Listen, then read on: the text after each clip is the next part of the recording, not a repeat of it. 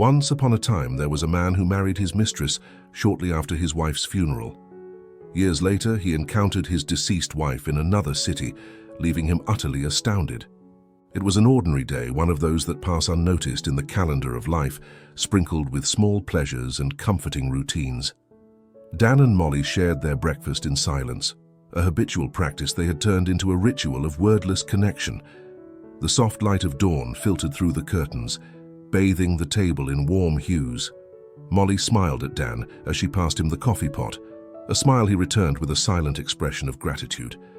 Their relationship was woven with these small gestures, with a mature and serene love that seemed destined to last forever. Molly got up to leave for her job at the downtown bookstore, a place she loved for the smell of paper and ink that permeated the air among the shelves full of stories. Dan, on the other hand, prepared for another day at the technology office where he worked, a job that, although not his passion, provided the stability they both appreciated. It was in that office where Dan met Alice, the new project manager, a woman of commanding presence and palpable ambition. Her short blonde hair and always impeccable attire spoke of her personality before her voice did. Alice had shown an immediate interest in Dan's projects, and their conversations became increasingly frequent and prolonged. That night, after all the other employees had left, Alice invited Dan to stay to discuss some final details about a project. What started as a work conversation gradually turned into personal confidences and shared laughter. The clock ticked away the hours without either of them seeming to notice. It was then, in a moment of vulnerability mixed with admiration, that Alice crossed the line and kissed Dan. He, surprised yet intoxicated by the attention, reciprocated before the weight of guilt assaulted him. Leaving the office that night, Dan knew he had to confess to Molly. He couldn't build his life on a lie, on a moment of weakness. But fate had other plans. Upon arriving home, the unusual silence made his skin crawl. An envelope on the living room table awaited him with the worst of news. Molly had been in an accident. He rushed to the hospital where the doctor's words fell upon him like a heavy, cold mantle. "I'm sorry. She arrived with no signs of life." Dan's world stopped. Pain engulfed him, a deep, stabbing pain that consumed him from within. The following days were a fog of tears and regrets, of unfulfilled promises and words left unsaid. Molly had been his life, his peace, his home, and now in the deafening silence of her absence, only the echo of his guilt and the shadow of his betrayal remained. On the day of the funeral, Dan could barely stand. He watched as people approached to offer their condolences, their faces blurry through his grief. Among them was Alice, her presence a flicker of reality in his internal storm. She didn't say anything, only offering him a look that seemed to understand too much and offer too little. As the earth covered Molly's coffin, a part of Dan was buried with her. In that moment, he promised that somehow he would find a way to redeem himself, though he didn't yet know how. What he did know was that life, as he knew it, had changed forever. That night replayed in his mind over and over like a recurring nightmare, but for Dan, every detail was etched in his memory with uncomfortable clarity. It was the night that preceded Molly's accident, a night of wrong decisions and crossed boundaries. In the dimly lit office after hours, most of the lights were off, except in the conference room where Dan and Alice were discussing the project that had occupied them for the past few weeks. Alice approached him with an enthusiasm that exceeded professionalism, something Dan had noticed but decided to ignore, focused on the value she brought to the team. "I think we deserve a break, don't you?" Alice had said, pouring 2 glasses of wine she had taken from her office. Dan, though reluctant, accepted the drink, the fatigue of the long day wearing down his usual caution. They talked about everything: childhood, ambitions, the challenges they faced in their careers. Alice shared with him her dream of advancing in the company, her desire to break barriers in a male-dominated industry. Dan found himself admiring her determination, seeing in her a distorted reflection of the qualities he loved so much in Molly. When Alice leaned in and their lips met, Dan felt the world stop. In that moment he knew he had made a mistake, but guilt wasn't enough to stop him. The connection seemed inevitable, as if all the conversations and afternoons shared had been a prelude to that moment. Guilt hit him hard on the way home. He knew he had to tell Molly that he couldn't let a mistake made in a moment of weakness destroy the trust they had built together. He promised himself that the next day he would be honest, that he would begin to repair the damage done. But fate intervened in the cruelest way. Upon arriving home, he found the envelope on the foyer table, a simple piece of paper announcing that Molly had been in an accident. He rushed to the hospital with his heart in his throat, each step fueled by panic and regret. After the devastating news from the doctor, Dan found himself navigating a sea of sadness and remorse. In the days that followed, he couldn't bring himself to face Alice at work. Each encounter a reminder of his infidelity and the price Molly had paid. On the day of the funeral, Dan stood on the sidelines watching from a distance as the life he knew crumbled. Alice was there, a shadow among the others, offering him support he wasn't sure he deserved. That night, as everyone retired and the last lights of the cemetery went out, Dan stayed behind, whispering to the wind, begging Molly for forgiveness for a secret she would never know. In his heart, a decision began to take shape. He would face the consequences of his actions, starting by letting Alice into his life as part of his penance. Not because he loved her, but because in his twisted pain, it was the only way he found to remember and atone for his betrayal. The sun was barely peeking over the horizon, but the cemetery was already filled with people. Dan walked among the crowd, feeling more alone than ever. The fresh morning air wasn't enough to dispel the weight in his chest. Around him, friends and family of Molly shared anecdotes and tears, but words of comfort reached him distant, muffled by the cacophony of his own regret. In a secluded corner, Alice watched. Dressed discreetly, she kept a respectful distance, her presence almost imperceptible. Dan knew she was there for him, a gesture that should have offered him some comfort, but only amplified his sense of betrayal. When the time came to bid the final farewell, Dan approached Molly's coffin. The flowers adorning it were beautiful, a vibrant tribute to the life of a woman whose light had been extinguished too soon. With trembling hands, he dropped a white rose, symbolizing purity and unfulfilled promises. "Forgive me," he murmured, his voice choked with emotion. There were no tears in his eyes. The pain had consumed him until he felt dry and empty inside. After the funeral, as people began to disperse, Dan found himself unable to move. He stood by Molly's grave, lost in his thoughts, until Alice's presence beside him snapped him out of his trance. "You don't have to do this alone," she said softly, offering a tissue. Dan accepted the gesture, though every fiber of his being screamed for him to pull away. "Thank you, Alice. I don't know what I would do without you now," he replied, his voice laden with a gratitude he didn't fully feel. Together, they walked slowly to the car. Alice talked about trivial things, trying to fill the void with words, but Dan barely listened. His mind was elsewhere, reliving every moment spent with Molly, every decision that had led him to this point. In the days that followed, Dan plunged into silent grief. Alice became a constant presence, offering companionship and support. Despite his initial reluctance, Dan began to rely on her. Life without Molly seemed inconceivable. And in his desperation, Alice's proximity provided a vague comfort. One afternoon, while sorting through some of Molly's belongings, Dan found an old photo album. Flipping through it was like opening a window to a happier past. Pictures of trips, dinners, everyday moments they had shared, all marked by Molly's radiant smile. Each image was a reminder of what he had lost, of what he had sacrificed for a moment of weakness. Alice found him like that, surrounded by memories, his eyes finally filled with tears. She sat beside him, saying nothing, simply being there. Over time, the barrier Dan had built between them began to crumble. They shared the pain, and gradually the conversations grew deeper, the confessions more honest. The relationship that had begun in the worst of times, under the shadow of infidelity and loss, began to transform. Alice was not Molly, and Dan knew he could never love her in the same way, but in their shared need for connection and understanding, they found a new beginning. Several years had passed since those painful days following Molly's funeral. Dan and Alice, now married, had built a life together that, while lacking the depth of the love Dan had shared with Molly, functioned in its own structured and predictable way. The house they shared was filled with new furniture, new decorations, and the laughter of a young boy, Alex, who at 8 years old brought a vitality that contrasted with the previous tranquility. Alex, with his blonde hair and lively eyes, resembled Alice more, but Dan treated him as his own, striving to provide him with all the love and stability a father could offer. It was a Saturday morning, and while Alice was preparing breakfast, Dan and Alex were playing in the garden. The sun shone brightly, a reminder that winter had passed and spring was in full swing.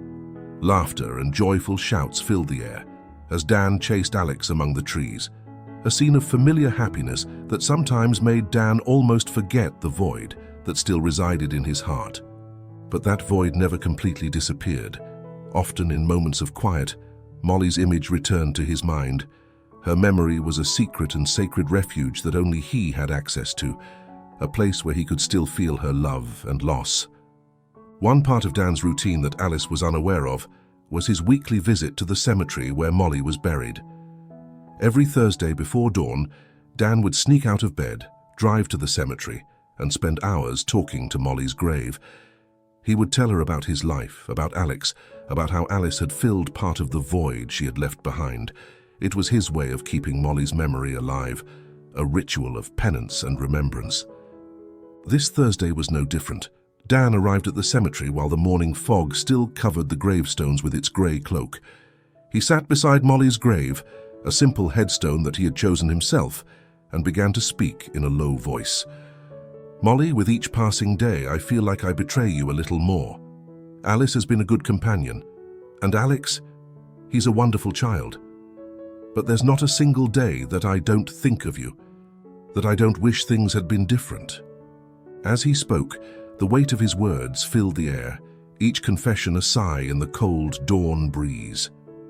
It was in these moments that Dan felt most strongly the connection that still bound him to Molly, a chain of emotions and memories that refused to let go. When the sun began to dissipate the fog, Dan stood up, left a fresh bouquet of flowers on the grave, and headed back to his car. He knew he had to return to his current life, to the reality he had built with Alice and Alex, but the pain and love he felt for Molly remained as real as they were on the first day. It was Alice's anniversary, and she had decided to celebrate it with a trip to a picturesque coastal town. The idea was to spend a weekend away from the hustle and bustle of the city, enjoying the sun, the beach, and the tranquility of the sea. Dan had agreed, albeit reluctantly, because every time they left their home, the presence of the past grew stronger, as if by physically distancing himself, he was getting closer to his memories of Molly. The first day of the trip passed without incident. Dan, Alice, and Alex enjoyed the sand, building sandcastles and playing with the waves. However, for Dan, every happy moment was tinged with a shadow of melancholy, a feeling that something or someone was missing from this picture of family happiness. As the evening fell, they decided to explore the old town of the city. Cobbled streets, pastel-colored buildings, and a breeze carrying the salty aroma of the sea created a charming atmosphere. While strolling, Dan walked ahead a bit, drawn to a small bookstore he had seen on the way. Alice and Alex stayed behind, watching some artisans in the square, while Dan entered the bookstore. The interior was cozy, with shelves full of books and the soft murmur of conversations at a low volume. Dan was browsing the shelves when his gaze was captured by the figure of a woman at the other end of the store. She was of medium height, with brown hair cascading in soft waves over her shoulders, and she was engrossed in reading a book. Something about her posture, the way she tilted her head, felt painfully familiar. For a moment, his heart stopped. She was identical to Molly. Without thinking, Dan began to walk toward her, each step more hesitant than the last. As he approached, the woman looked up and her eyes met his. Her eyes, an exact reflection of Molly's, looked at him with a mixture of surprise and confusion. "Molly!" The word escaped his lips before he could contain it. The woman blinked, clearly puzzled. "I'm sorry, I think you've mistaken me for someone else," she said in a voice that, though similar, was not Molly's. Mortified by the mistake, Dan quickly apologized and left the bookstore, his heart still pounding. He stopped outside, leaning against the wall as he tried to calm his breathing. Had his mind been playing tricks on him, or had he really seen Molly? When he finally returned to Alice and Alex, he tried to act normal, but the encounter had shaken him deeply. He spent the rest of the day distant, lost in his thoughts, reliving the incident over and over in his head. That night in the hotel bed, Dan lay awake, staring at the ceiling. The encounter at the bookstore had unleashed a whirlwind of emotions and doubts. Alice slept beside him, unaware of the storm brewing inside him. Dan knew he needed answers, but how could he seek them without uncovering the ghosts of the past he had fought so hard to bury? At dawn, Dan was already up, dressed and ready to go, while Alice and Alex were still sleeping. The image of the woman who bore such a striking resemblance to Molly had haunted him all night, stirring up old wounds and unanswered questions. Determined to confront the mystery, he left the hotel and headed towards the bookstore, driven by a mix of hope and anxiety. The bookstore was still closed when he arrived, so he decided to wait in a nearby cafe. As he watched the store's door, his thoughts swirled around the possibilities. What if Molly hadn't really died? What if the woman in the bookstore was her, living a new life here? Each thought was more outlandish than the last, but the pain and doubt pushed him to seek answers. After a couple of hours, the bookstore finally opened its doors. Dan entered with a pounding heart, his eyes scanning the place for the woman. However, to his disappointment, she wasn't there. He approached the counter, where a young employee greeted him with a smile. "Good morning, can I help you with anything?" the employee asked. Dan, trying not to sound too anxious, described the woman he had seen the day before, asking if she knew who she was. "Oh, you must be talking about Elisa," the employee replied. "She comes here often, but she doesn't work at the bookstore. I think she lives nearby. If you're looking for her, maybe come back later." Grateful for the information, Dan decided to spend the rest of the day in the area, alternating between the bookstore and walking the adjacent streets, hoping to encounter the mysterious Elisa. As the hours passed without any sighting, frustration and doubt began to creep in. Was he chasing a ghost, an illusion fueled by his unyielding desire for Molly to still be alive? As he wandered the cobblestone streets, a sense of reality settled over him. The life he had built with Alice and Alex, though marked by the memory of Molly, was real and needed his attention.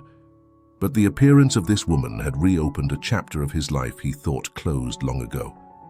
Determined not to return to the hotel without making one last effort, Dan returned to the bookstore in the late afternoon. To his surprise, he saw the woman, Elisa, coming out with a couple of books under her arm. Without hesitation, he approached her. "Excuse me, are you Elisa?" he called out cautiously. She stopped, looking at him with a mixture of recognition and surprise. "Yes, it's me. Do we know each other?" she asked curiously. Dan quickly explained their encounter from the previous day and how her resemblance to someone he had deeply loved had shaken him. Elisa listened with an understanding expression and then, with a gentle smile, nodded. "Understandably, you were surprised. Come, let's grab a coffee and you can tell me more about her," Elisa suggested, guiding him towards the cafe where she had waited that morning. As they walked, Dan felt a mix of relief and renewed anxiety. The conversation he was about to have could not only clarify his doubts, but also change the course of his life forever. The chapter concluded with them sitting in the cafe, ready to unravel the mystery that had unexpectedly and disturbingly intertwined their paths. Sitting across from each other in the cozy cafe, Dan gazed at Elisa as she listened attentively to his story. He spoke of Molly, of his love for her, of how his life changed after her death, and of the impact Elisa's resemblance to Molly had on him. Elisa, in turn, showed genuine empathy, her gaze reflecting understanding and cautious curiosity. "It's an incredibly sad story, Dan. I'm so sorry for what you've been through, but I assure you I am not Molly. My name is Elisa, and I've lived here in this city all my life," she explained gently, her voice filled with sincerity. Though a part of Dan wanted to believe her immediately and end the search, another part resisted, fueled by the desire that some miracle could reverse his reality. Determined to find a definitive conclusion, Dan made a proposal he knew was extreme but necessary. "Would you mind accompanying me to the cemetery where Molly is buried? I need to see it. I need to be there with someone who resembles her. Perhaps then I can find some peace," Dan asked, his voice trembling slightly, aware of the unusual nature of his request. Elisa looked at him, surprised by the request, but something in her expression changed. Perhaps it was the depth of the pain in Dan's eyes, or simply the shared humanity in the face of loss and love. After a moment of reflection, she nodded. "All right, Dan. If you believe it will help, I'll go with you." Under the moonlight, they arrived at the cemetery. The place was bathed in an ethereal silence, interrupted only by the rustling of leaves beneath their feet. They walked together to Molly's grave, a simple headstone surrounded by withered flowers. Dan stopped in front of the grave, his heart pounding. Elisa stood by his side, silently observing. Dan knelt down, touching the cold stone with trembling fingers. "Molly, I'm here. I've brought someone who looks a lot like you, someone who made me believe, if only for a moment, that you might still be here," Dan whispered, the words spilling out between sobs. They remained like that for what felt like hours until Dan finally stood up. He looked at Elisa, his eyes filled with gratitude mixed with resignation. "Thank you for doing this, Elisa. You don't know how much it means to me." Elisa nodded, her own heart touched by the magnitude of his grief. "You don't have to thank me, Dan. We all deserve to find our peace." Returning to the hotel, Dan felt exhausted but relieved. The visit to the cemetery hadn't solved the mystery of his vision, but it had allowed him to confront his grief in a way that had never been possible before. Elisa had been an unexpected angel on his path to acceptance. That night, as Dan lay in bed, he reflected on the twists of life. Although the pain of losing Molly would never completely disappear, he was beginning to understand that the path forward needed to be paved with new memories, without forgetting the old ones but allowing himself to fully live once again. Upon returning home after the trip, Dan felt different. There was a clarity in his mind that hadn't been present for a long time. Though the visit to the cemetery with Elisa hadn't answered all his questions, it had given him the space to confront his pain in a way he had never fully allowed before. One afternoon, a few days after their return, while Alice prepared dinner and Alex played in the living room, Dan decided it was time to share his experience. It felt important that Alice understood what he had been through, even though he knew it was a risk to reveal the depth of his lost connection with Molly. Dan and Alice sat on the living room couch. "Alice, I need to talk to you about something important," Dan began. Alice looked at him, immediately sensing the seriousness in his voice. "What's wrong? Is everything okay?" Taking a deep breath, Dan recounted the events of the trip, from meeting Elisa to the visit to the cemetery. He explained how seeing someone who resembled Molly had made him question and confront his grief in a new way. Alice listened, her expression a mix of surprise and concern. When Dan finished, there was a long silence between them. Finally, Alice spoke. "Dan, I didn't realize you still felt so strongly about Molly. I understand her death was traumatic for you, but where does that leave our marriage, our son?" Her voice was firm, yet there was a vulnerability in it that she rarely showed. Dan reached out, taking her hands. "Alice, I appreciate everything you've done for me, for being my companion in the darkest moments. Alex is the best thing that's ever happened to us, and I love him as if he were my own son. But I need you to understand that the love I felt for Molly will always be a part of who I am. It doesn't mean I can't love you or our son, but I can't pretend that Molly wasn't important to me." Alice nodded slowly, her eyes filled with unshed tears. "I understand, Dan, and I appreciate your honesty. I might need some time to process this, but I want us to work through it together. For us, for Alex." That night, Dan felt as if a weight had been lifted off his shoulders. He had faced his past and been honest with Alice in a way he never had before. They felt closer. Despite the complicated web of emotions they still needed to navigate. In the days that followed, Dan found himself visiting Molly's grave less often. Not because he had forgotten her, but because he now felt he could remember her without the despair that had once consumed him. He had found a new way to keep her in his heart, one that allowed him to move forward. As Dan's family life seemed to stabilize after his conversation with Alice, an unexpected event at a friend's anniversary party stirred up the waters of his already turbulent existence. Alice, who usually exuded composure, seemed particularly tense that night, conversing in hushed tones with some old friends and colleagues. Dan, sensing that something was amiss, watched from a distance, trying to decipher what was happening. Away from the party, Dan ran into an old college friend, who after a few drinks began to speak more freely. "It's complicated, Dan. We all thought you knew about the child," he murmured, his voice laden with sympathy and alcohol. Dan, taken aback, felt as if the ground was slipping from under him. "What do you mean? What about Alex?" he insisted, his voice barely a whisper. Realizing he had said too much, the friend tried to backtrack. "Forget I said anything, Dan. It's just that I heard rumors, that's all. Rumors that Alex, well, maybe he's not your biological son." Dan's world seemed to spin as the words echoed in his mind. After hastily saying goodbye to his friend, he searched for Alice, finally finding her in a secluded corner, laughing with the same group of old colleagues. "We need to talk now," Dan said, his voice steady despite the whirlwind of emotions besieging him. Seeing the gravity in his face, Alice excused herself and followed him to a more private place. Once alone, Dan wasted no time. "Is it true what they say? Is Alex not my son?"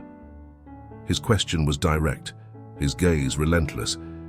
Alice stared at him, her face shifting from surprise to remorse. "Dan,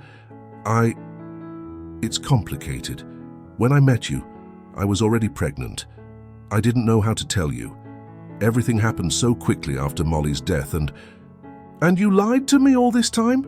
Dan interrupted, anger and betrayal clearly visible in his expression. "I'm sorry, Dan. I didn't want things to be like this. I love you and Alex adores you. That should be the most important thing," Alice replied, her voice trembling with emotion. Feeling betrayed and hurt, Dan took a step back. "I need time to think about all of this," he finally said, before walking away, leaving Alice alone with her tears.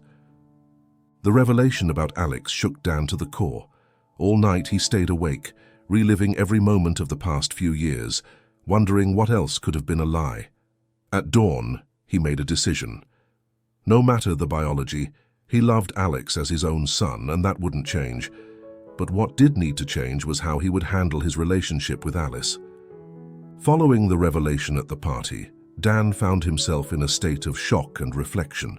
He decided he needed to distance himself from the situation to think clearly, so he took a few days off and traveled to Molly's hometown, a place full of memories and unresolved emotions. Upon arrival, his first stop was Molly's mother's house, a woman he hadn't seen since the funeral.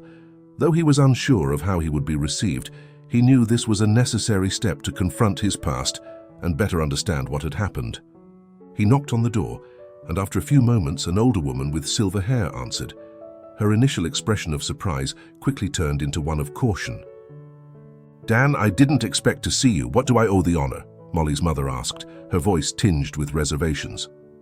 "I need answers," Dan began, his voice firm but filled with emotion. "About Molly, about everything that happened, and about myself." The woman looked at him for a moment, then nodded slowly and invited him in. Sitting in the small living room, surrounded by photographs of Molly, Dan listened as Molly's mother began to tell a story that would change his perception of the past few years of his life. "Molly never died, Dan. It was a plan we devised together," she revealed, her voice trembling with the weight of the confession. Dan felt like the ground was crumbling beneath him. "What?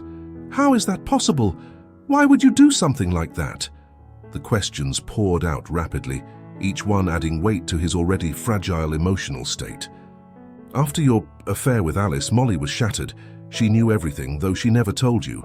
When she found out that Alice was pregnant, it was too much for her.